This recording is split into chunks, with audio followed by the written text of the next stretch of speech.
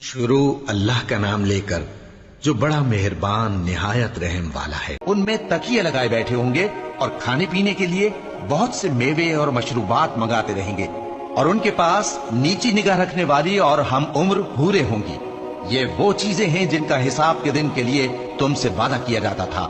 ये हमारा रिस्क है जो कभी खत्म नहीं होगा। ये नेमतें तो फरमाबरदारों के लिए हैं और सरकशों के लिए बुरा ठिकाना है, यानी दोज़ख जिसमें वो दाखिल होंगे और वो बुरी आरामगाह है। ये खौलता हुआ गर्म पानी और पीप है, अब इसके मजे चखें। और इसी तरह के और बहुत से अजाब होंगे। ये एक फौज है जो तुम्हारे साथ घुसती चली आ रही है, इनको खुशामदीद न कहा जाए।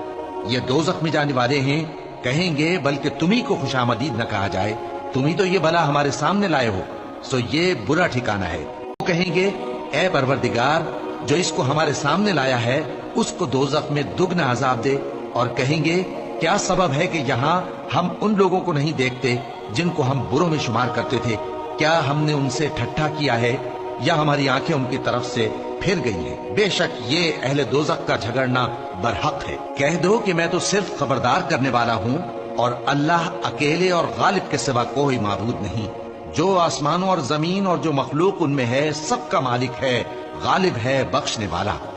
कह दो कि ये एक बड़ी हौलनाक चीज की खबर है जिसको तुम ध्यान में नहीं लाते। मुझको ऊपर की मजलिस वालों का जब वो झगड़ते थे कुछ भी इल्म न था। मेरी तरफ तो यही वही की जाती है कि मैं खुल्लम खुल्ला खबरदार करने वाला हूँ उस रोज तक जिसका वक्त मुकर्रर है।